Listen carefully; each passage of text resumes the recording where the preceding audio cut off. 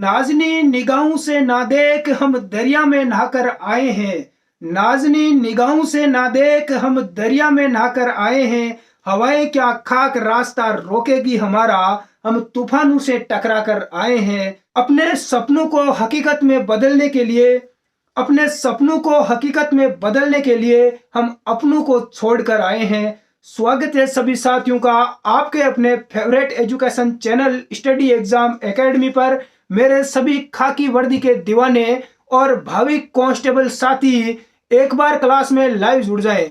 Unacademy आपको zoom webinar में आमंत्रित कर रहा है 13 फरवरी को मॉर्निंग में 11 बजे। विषय क्या रहेगा? दोनों पेपर का सिलेबस और pattern with Saroj Mishra ma'am के साथ में रीट 2022 के लिए बिल्कुल अनअकैडमी एप्लीकेशन पर आपकी सरोज मिश्रा मैम की फ्री क्लास भी रहेगी। वेबिनार का लिंक आपको नीचे डिस्क्रिप्शन बॉक्स में दिया गया है। इस वेबिनार के लिए आप रजिस्ट्रेशन कर सकते हैं। लिंक आपको डिस्क्रिप्शन बॉक्स में दे रखा है। रीट की पूरी आपको रणनीति बताई जाएगी।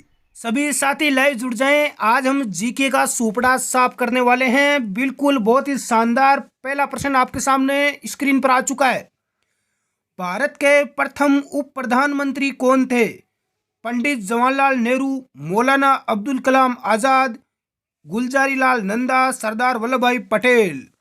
कुछ विद्यार्थी जवाहरलाल नेहरू देखते ही टिक कर रहे हैं। ध्यान रखें, यहां पर आपको उप प्रधानमंत्री पूछा गया है, प्रधानमंत्री नहीं पूछा गया है। बिल्कुल इसीलिए बोलता हूं कि प्रश्न को पहले ध्यान से 2-3 बार पढ़ें। राइट आंसर आपका डी हो जाएगा, सरदार वल्लभ भाई पटेल। जो भी साथी डी आंसर बता रहे हैं सभी का राइट आंसर होगा। नेक्स्ट अगला प्रश्न देखते हैं। भारतीय संविधान की उद्देशिका में भारत शब्द कितनी बार आया है? 2 बार, 3 बार, 4 बार या 5 बार? राइट आंसर क्या हो जाएगा? 2 बार। कितनी बार आया है? भारत शब्द 2 बार आया है। जो भी साथी 1 नंबर बता रहे हैं सभी का राइट है। अपना टेलीग्राम ग्रुप है उसमें आप जरूर जुड़े, लिंक डिस्क्रिप्शन बॉक्स में दिया हुआ है। नेक्स्ट अगला प्रश्न है कि किसी गतिशील वस्तु के द्रव्यमान और वेग के गुणनफल को क्या कहा जाता है? संवेग, शांता, पृष्ठ तनाव या बल आघूर्ण। गतिशील वस्तु के द्रव्यमान और गुणनफल को क्या कहा जाता है? साइंस के प्रश्न है, इसे संवेग बोला जाता है। राजस्थान पुलिस में साइंस के कम से कम 5 प्रश्न इस बार पूछे ही जाएंगे। अगला प्रश्न देखते हैं। निम्नलिखित में से कौन सी इकाई को शक्ति मापने की एक इकाई के रूप में इस्तेमाल किया जाता है? जूल, पास्कल, वाट या कैंडला? राइट आंसर क्या हो जाएगा? शक्ति मापने की इकाई बिल्कुल वाट। क्या हो जाएगी? वाट। जो नौजवान साथी भावी कांस्टेबल जवान सी आंसर बता रहे हैं बिल्कुल सभी का राइट होगा। अगले प्रश्न की ओर रुख करते हैं। आइन ए अकबरी एक महान ऐतिहासिक कृति निम्न में से किसके द्वारा लिखी गई? अब्दुल रशीद, अबुल फज्जल, अमीर खुसरो, फिरोज शाह। आइन ए अकबरी के लेखक कौन है? राइट आंसर बी हो जाएगा, अबुल फज्जल। जो भी नौजवान साथी बी आंसर बता रहे हैं उन सभी का राइट आंसर होगा। अगला प्रश्न देखते हैं। विद्युत धारा की मात्रा को मापने के लिए निम्नलिखित में से कौन सा यंत्र प्रयुक्त किया जाता है? विद्युत धारा की मात्रा को मापने के लिए स्पेक्ट्रोस्कोप, मल्टीमीटर, वोल्टमीटर या एमीटर? इस प्रश्न का राइट आंसर डी हो जाएगा, एमीटर। जो विद्युत धारा की मात्रा को मापने के लिए एमीटर आपका राइट आंसर होगा। जो भी नौजवान साथी डी आंसर बता रहे हैं सभी का राइट है। नेक्स्ट अगला प्रश्न देखते हैं। ठंडी हवा की परत के जरिए बारिश के पानी के गुजरने पर बनता है ओला, हिमपात, शिलावृष्टि या मेघ गर्जन? ठंडी हवा की परत के जरिए बारिश के पानी के गुजरने पर क्या बनता है? बिल्कुल ओला बनता है। क्या बनता है? ओले गिरते हैं बारिश में। बहुत ही शानदार। अगला प्रश्न देखते हैं। पौधों में भूमि के नीचे किस भाग से पानी तथा खनिज पदार्थ सोख लिया जाता है? तना, जड़, पत्ती या शाखा? भूमि के नीचे वाला पौधे का जो भाग होता है जिसे पानी और खनिज पदार्थ सोखा जाता है उसे जड़ बोला जाता है। क्या बोला जाता है? जड़। बी आपका राइट आंसर हो जाएगा। पत्तियों के द्वारा पौधे में भोजन का निर्माण किया जाता है और पौधे के विभिन्न भागों तक पानी और खनिज पदार्थ ये पहुंचाने का काम करता है। एक ऊतक होता है जिसे बोलते हैं जाइलम। क्या बोलते हैं? जाइलम ऊतक। और भोजन विभिन्न भागों तक पहुंचाने का काम करता है फ्लोएम। ये दोनों ऊतक काफी महत्वपूर्ण भूमिका निभाते हैं। अगला प्रश्न है कि किसी वस्तु पर गुरुत्वाकर्षण के बल का माप क्या होता है? गति, घनत्व, भार या वेग? गुरुत्वाकर्षण के बल का माप होता है भार। क्या होता है? भार होता है। सी आपका यहां पर राइट आंसर होगा। अगला प्रश्न देखते हैं। अगला प्रश्न आ चुका है आपके सामने स्क्रीन पर। सत्वानाश को पुराण में भी कहा गया है। क्या कहा गया है? तो इसे कहा गया है आंध्रास। क्या कहा गया है? आंध्रास। डी आपका राइट आंसर हो जाएगा। अगला प्रश्न है कि वर्साई संधि पर कब हस्ताक्षर किया गया? 1919, 1819, 1719 या 1619 में? वर्साई की संधि पर हस्ताक्षर कब हुए? 1919 में हुए थे। सभी को आना चाहिए, बिल्कुल बेसिक प्रश्न है। नेक्स्ट अगला प्रश्न देखते हैं। भारत की किस नदी में डुबकी लगाने पर आत्मा की शुद्धि होने का विश्वास किया जाता है? ब्रह्मपुत्र, गंगा, यमुना या कृष्णा? तो यह आपकी नदी है गंगा नदी। सबसे पवित्र नदी इस नदी को माना जाता है। अगला प्रश्न देखते हैं। निम्नलिखित में से किस विकल्प को सतह क्षेत्र की दृष्टि से सामान्यतः सबसे बड़ा समुद्र माना जाता है? Hind, Atlantic, Pacific, Arctic? Right answer क्या हो जाएगा? इस प्रश्न का राइट आंसर आपका सी हो जाएगा। जो भी नौजवान साथी सी आंसर बता रहे हैं सभी का राइट है। अगला प्रश्न है कि भारतीय संविधान के अनुच्छेद 17 का संबंध है स्वास्थ्य से, शिक्षा से, अस्पृश्यता उन्मूलन से या खाद्य सुरक्षा से? संविधान के अनुच्छेद 17 का संबंध किसे है? बहुत ही बेहतरीन प्रश्न आपसे पूछा गया है साथियों। जिस भी साथी को आंसर आ रहा है वो नीचे कमेंट बॉक्स में अपना आंसर जरूर बताएं। बिल्कुल अनुच्छेद 17 का संबंध किसे है? राइट आंसर क्या हो जाएगा? बिल्कुल सी आपका राइट आंसर हो जाएगा। जो भी नौजवान साथी सी आंसर बता रहे हैं सभी का राइट है। अगला प्रश्न है कि शराब में उपस्थित रहता है। शराब में क्या रहता है? बिल्कुल शराब में रहता है इथाइल एल्कोहल। इथाइल एल्कोहल जो विद्यार्थी बता रहे हैं सी आंसर उन सभी का राइट है। अगला प्रश्न देखते हैं। भारत और चीन के मध्य कौन सी रेखा सीमा का निर्धारण करने का कार्य करती है?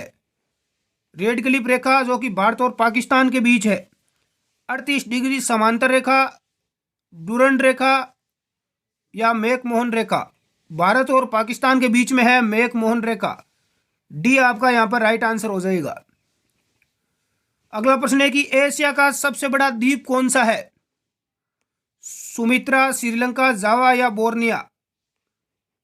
एशिया का सबसे बड़ा द्वीप आपसे पूछा गया है बोर्नियो। बिल्कुल डी आपका राइट आंसर हो जाएगा। जो भी नौजवान साथी डी आंसर बता रहे हैं सभी का राइट होगा।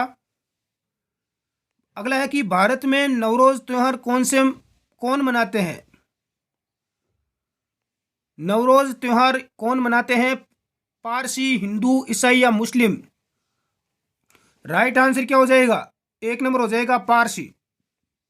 भारत एक ऐसा देश है जिसमें सभी धर्मों के लोग रहते हैं।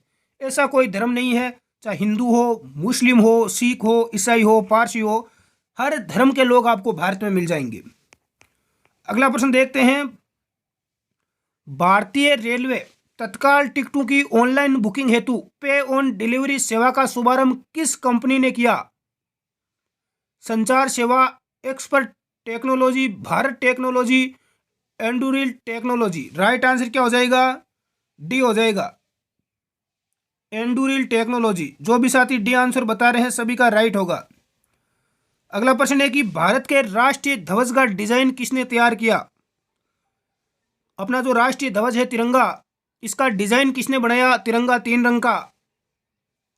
तो ये आपका तैयार किया था मैडम भिकाजी कामा। एक नंबर आपका राइट हो जाएगा। अगला प्रश्न देखते हैं। किस वैज्ञानिक ने सर्वप्रथम आवर्त सारणी का निर्माण किया? रदरफोर्ड, डाल्टन, मोसले या मेंडलीफ। राइट आंसर क्या हो जाएगा? तो आधुनिक जो आवर्त सारणी है इसका निर्माण किया मेंडलीफ ने। डी आपका करेक्ट आंसर हो जाएगा। साइंस का प्रश्न है। अगला प्रश्न है कि भारतीय संविधान की कौन सी विशेष व्यवस्था इंग्लैंड से ली गई है? मूल अधिकार, संघीय प्रणाली, संसदीय प्रणाली या सर्वोच्च न्यायपालिका।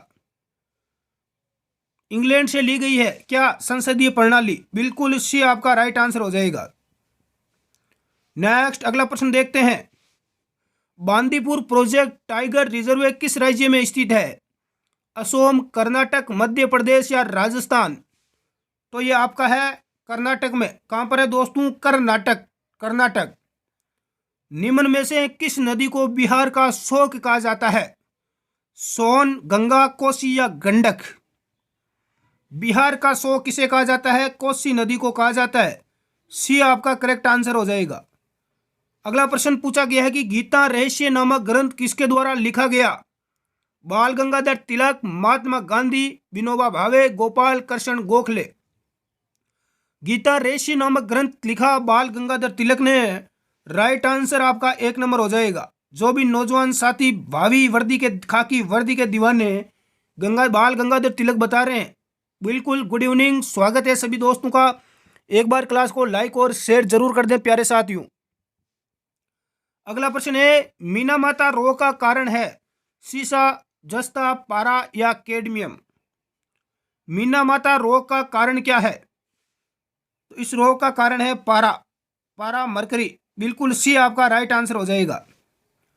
नेक्स्ट अगला प्रश्न है, भारतीय संविधान के अनुच्छेद 74 और 75 किन विषयों पर विचार करते हैं? भारत के राष्ट्रपति, मंत्रिमंडल के सदस्य, लोकसभा के सदस्य या मंत्री परिषद। करेक्ट आंसर होगा तो इसका राइट आंसर डी हो जाएगा भाई, मंत्री परिषद। जो भी नौजवान साथी बता रहे हैं सभी का राइट है। यदि आपको जीके की पूरी थ्योरी पढ़नी है तो अपनी वेबसाइट पर जाकर पढ़ सकते हैं, लिंक डिस्क्रिप्शन में है। अगला प्रश्न है कि 4 विलेन्यू ए, बी, सी और डी का पीएच मान क्रम से 2, 4, 5 और 5.5 है। इनमें से न्यूनतम अम्लीय कौन सा होगा? ए, बी, सी, डी। 4 ऑप्शन है। अम्लीय सबसे कम कौन सा होगा? तो इसमें से आपका डी हो जाएगा। कौन सा होगा सबसे कम अम्लीय? अम्लीय और क्षारीय ये आपको पता होना चाहिए। पीएच जो स्केल होती है इस पर कितना मान होता है, 0 से लेकर 0 से यहाँ तक 14 तक इसका मान होता है। कौन अम्लीय है कौन क्षारीय है? तो सबसे न्यूनतम कम अम्लीय कौन सा है? डी हो जाएगा। बिल्कुल 5.5 होता है इसका। और सबसे ज़्यादा अम्लीय कौन सा होगा? 2 हो जाएगा। और इससे भी कम 1 होगा जिसका मान। और इधर जैसे जैसे बढ़ते जाएंगे तो इसका मान क्षारीय होता जाएगा।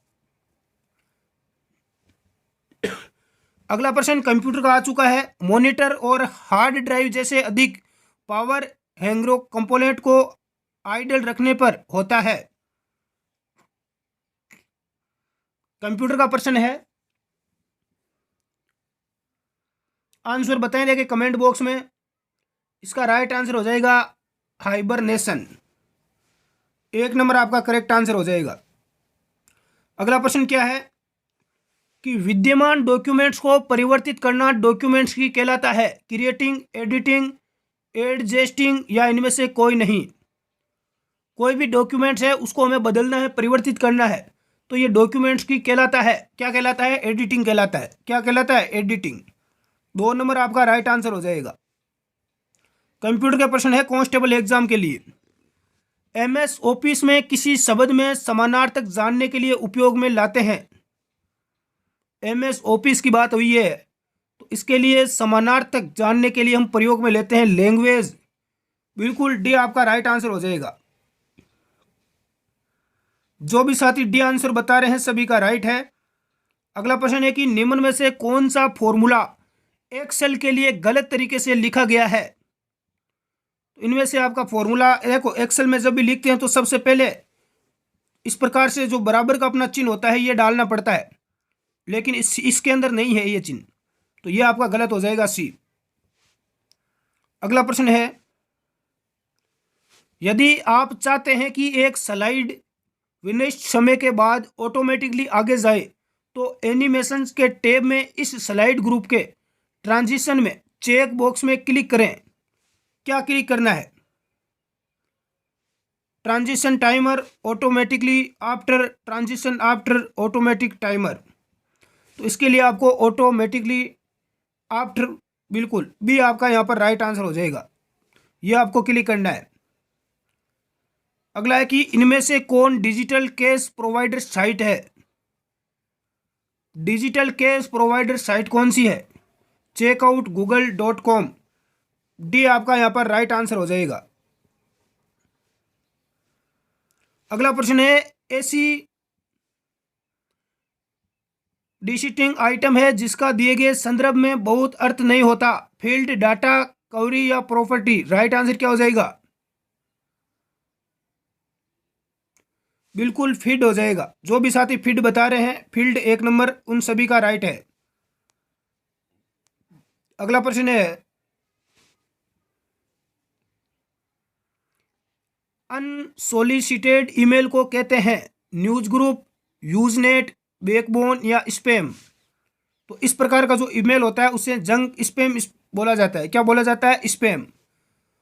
निम्न में लिखित पदार्थों में से कौन विद्युत का चालक नहीं है? हीरा, ग्रेफाइट, तांबा या चांदी। विद्युत का चालक कौन सा नहीं है? तो हीरा नहीं है। 1 नंबर आपका राइट हो जाएगा। अंतरिक्ष यात्रियों को आकाश का रंग किस प्रकार दिखाई देता है? काला, पीला, सफेद या नीला।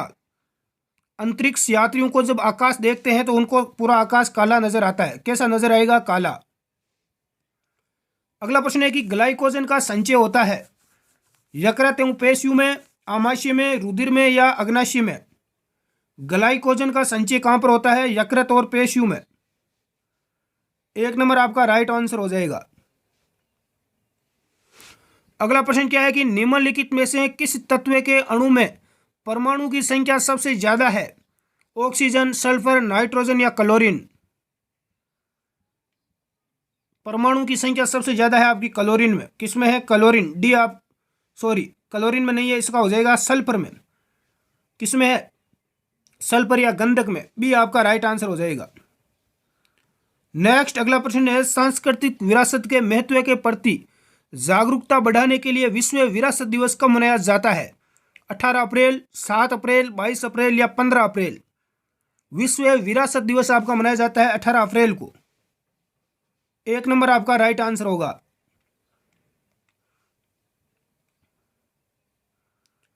अगला प्रश्न है कंप्यूटर का, यदि आप कोई मेन्यू खोलें और फिर तय करें कि आप कोई ऑप्शन सिलेक्ट नहीं करना चाहते तो मेन्यू स्टाइल को फिर से क्लिक करें या मेन्यू को बंद करने पर कुंजी दबाएं। तो कौन सी कुंजी आपको दबाना है? शिफ्ट, टैब, एस्केप या F1। बिल्कुल इसके लिए आपको एस्केप दबाना है। सी आपका राइट आंसर हो जाएगा। इनमें से कौन एक सिस्टम सॉफ्टवेयर का उदाहरण है? तो राइट आंसर हो जाएगा विंडोज मीडिया प्लेयर। डी आपका करेक्ट आंसर होगा। अगला प्रश्न है कि रिक्वेस्टेड डाटा पर सीधे जंप करने की क्षमता की डिवाइस की जो क्षमता है, रिक्वेस्टेड डाटा पर सीधे जंप करने की डिवाइस की क्षमता है बिल्कुल डायरेक्ट एक्सेस। क्या हो जाएगा? डायरेक्ट एक्सेस हो जाएगा। बी आपका करेक्ट आंसर है। नेक्स्ट अगला प्रश्न है, डाटा की वह मात्रा है जिसे स्टोरेज डिवाइस मीडिया के प्रति सेकंड कंप्यूटर तक मूव कर सकता है। तो ये हो जाएगा डाटा ट्रांसफर रेट। क्या हो जाएगा? Data transfer rate. नेक्स्ट है कि प्रोग्राम में सभी स्टेटमेंट्स को एक सिंगल बेंच में कन्वर्ट करता है और इंस्ट्रक्शन के रिजल्टिंग कलेक्शंस को एक नई फाइल में रखा जाता है। इसका राइट आंसर हो जाएगा कंपाइलर। क्या हो जाएगा? कंपाइलर। पहले भी हम कई बार सोल्व कर चुके हैं। ध्यान रखना, हम राजस्थान पुलिस के मॉडल पेपर प्रैक्टिस सेट हम सोल्व कर रहे हैं। सेकेंडरी स्टोरेज मीडिया में हार्ड डिस्क में सॉफ्टवेयर प्रोग्रामों को कॉपी करने की प्रक्रिया कहलाती है। सेकेंडरी स्टोरेज मीडिया में हार्ड डिस्क में सॉफ्टवेयर प्रोग्राम को कॉपी करने की प्रक्रिया क्या कहलाती है? तो ये प्रक्रिया कहलाती है स्टोरेज। क्या कहलाती है? स्टोरेज। सी आपका राइट हो जाएगा। निम्नलिखित उदाहरणों में से किस एक के अतिरिक्त सभी कंप्यूटर इनपुट इकाई है? स्कैनर, स्पीकर, बारकोड रीडर या कीबोर्ड। हाँ, किस एक के अतिरिक्त सभी इनपुट है, कौन सा है वो एक? बिल्कुल कीबोर्ड। कीबोर्ड तो भाई इनपुट ही है, बार कोड रीडर भी इनपुट ही है, स्कैनर भी इनपुट ही है, लेकिन इसका राइट आंसर भी हो जाएगा स्पीकर। स्पीकर आपका क्या है? ये आउटपुट डिवाइस है, तो बी आपका यहाँ पर करेक्ट आंसर हो जाएगा। नेक्स्ट है कि ईमेल संप्रेषण में प्रयोग आने वाले बीसीसी का विस्तृत रूप क्या है? बीसीसी का पूरा नाम बताओ। देखें, ब्लाइंड कार्बन कॉपी हो जाएगा, ब्लाइंड कार्बन कॉपी। बी आपका राइट आंसर है। जो भी साथी बी बता रहे हैं सभी का राइट है। विश्व कंप्यूटर साक्षरता दिवस कब मनाया जाता है? बिल्कुल बेसिक प्रश्न है, 2 दिसंबर को मनाया जाता है। सी आपका राइट आंसर हो जाएगा। ये प्रश्न कई बार पूछा जा चुका है, सभी को आना चाहिए। विश्व कंप्यूटर साक्षरता दिवस 2 दिसंबर। अगला प्रश्न है, एमएस पेंट में किसी भी तस्वीर को फॉर्मेट में सुरक्षित नहीं किया जा सकता। पीएनजी, जेपीजी, बीएमपी या एवीआई? तो राइट आंसर हो जाएगा एवीआई। नेक्स्ट अगला प्रश्न देखते हैं, एक समय में एक से अधिक एप्लीकेशन रन करने के लिए ओएस की क्षमता को कहते हैं? Multitasking, object oriented programming, multi user computing या टाइम शेयरिंग? तो इसे बोला जाता है ओएस की क्षमता को मल्टीटास्किंग। क्या बोलते हैं? मल्टीटास्किंग। 1 नंबर आपका राइट आंसर होगा। अगला प्रश्न है कि संक्षिप्त रूप फेट का विस्तृत रूप है, तो इसका पूरा नाम हो जाएगा फाइल एलोकेशन टेब। फेट का पूरा नाम क्या हो जाएगा? File allocation table. बिल्कुल टेबल हो जाएगा। 1 नंबर आपका करेक्ट है। तो ये इतने प्रश्न आज की क्लास में हमने कवर किए। कितने प्रश्न आपके राइट हुए नीचे कमेंट बॉक्स में आप ज़रूर बताएं। बिल्कुल मिलते हैं हम नेक्स्ट क्लास में। आज की छोटी सी क्लास थी, कैसी लगी? और भी यदि आप चाहते हैं तो हम थोड़े बहुत प्रश्न और भी कवर करेंगे, लेकिन कल की हम क्लास में करेंगे और भी ज़्यादा लॉन्ग क्लास लेके आएंगे। विद्यार्थी बोलते हैं सर लॉन्ग क्लास लेकर आओ 1 घंटे की, तो कल की क्लास हम पुनः लॉन्ग करेंगे 1 घंटे की। धन्यवाद, जय हिंद।